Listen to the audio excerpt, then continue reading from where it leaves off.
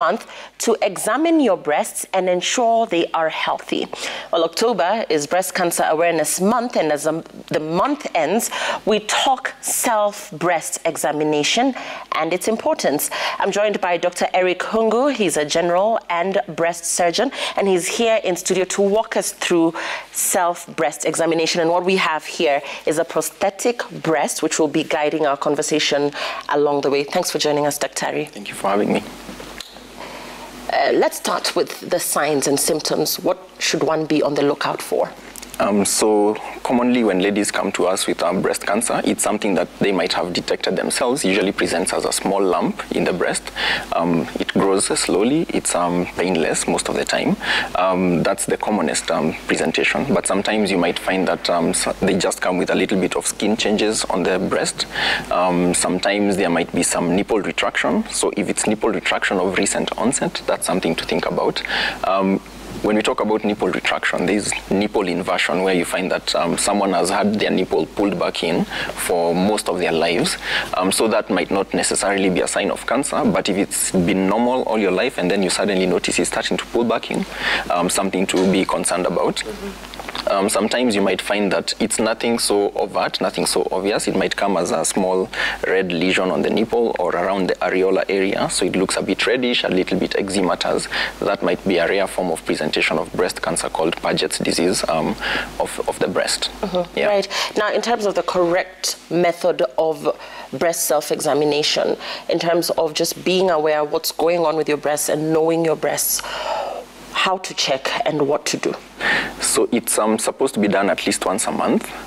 So recommendations usually about a week after your period. So during your period, because the breasts get a little bit tender, might be a little bit painful, so you might not do a very thorough examination, because we want you to do a superficial sort of light touch and then sometimes do a deeper touch.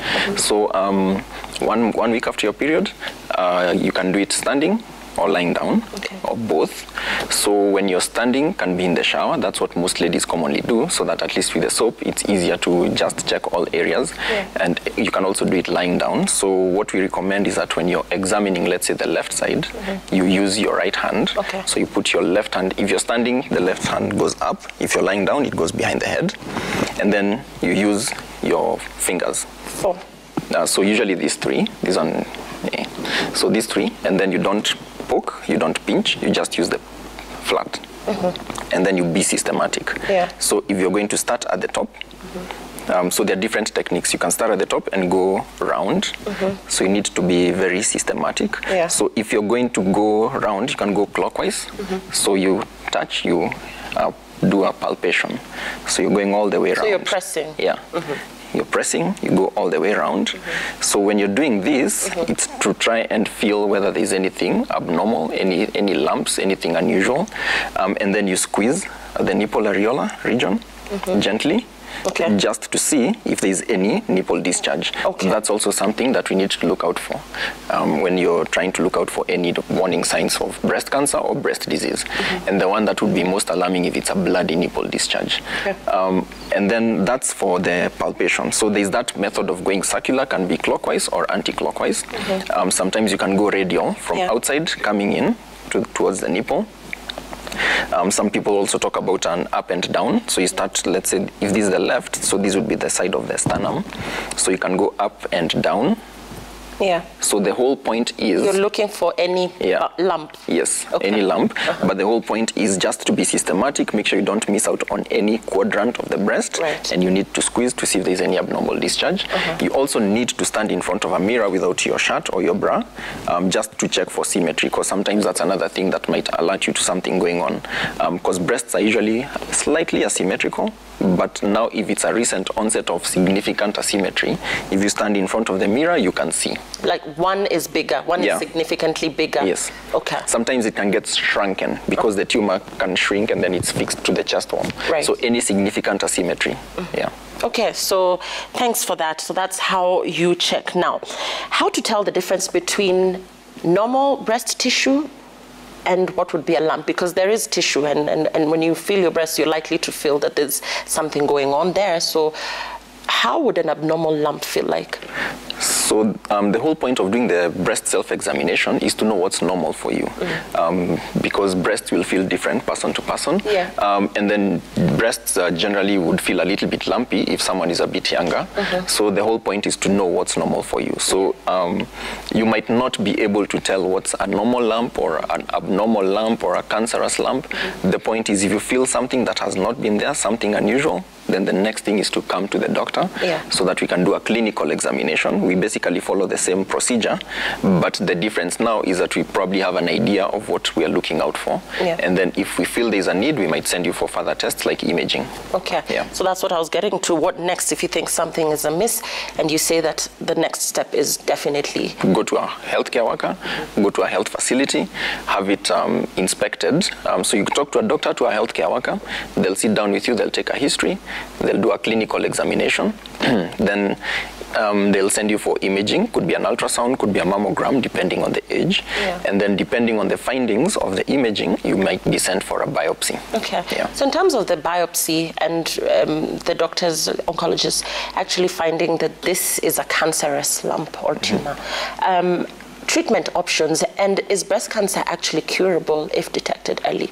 So what we talk about is that if it's detected early, there's a higher survival rate, a higher disease-free survival.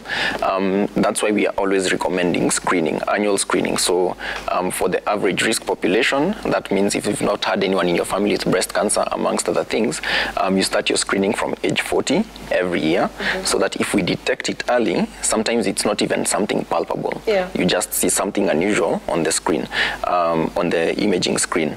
So treatment options are available. Usually, once we take the biopsy, we get a diagnosis, whether it's breast cancer or not. We get a subtype of the breast cancer, and then we get some other markers, some other molecular markers, the hormone receptors. So that gives us an idea of what exact treatment you might benefit from. So the broad options are surgery, chemotherapy, radiotherapy, endocrine therapy, there's a targeted therapy, and there's immunotherapy.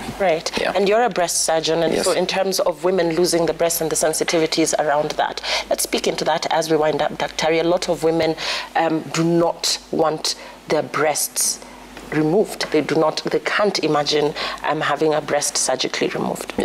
So that's completely understandable, but the whole point is we can offer cosmetically good surgical outcomes, but the chances of getting a good cosmetic outcome are higher if we detect it early, because we have techniques where you don't have to remove the whole breast. That's mastectomy. You can do breast conservation surgery or oncoplastic breast surgery, where you just remove the area that has the tumor with a bit of normal tissue, and if you've removed a significant volume, you can do some plastic surgery reconstructions with some flaps.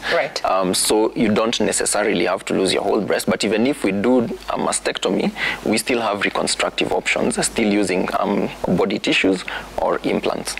Many thanks, Dr. Eric Hungu. As Breast Cancer Awareness Month comes to an end, we've walked you through how to self-examine, which is extremely important. Many thanks for joining us. We're back with more in just a bit.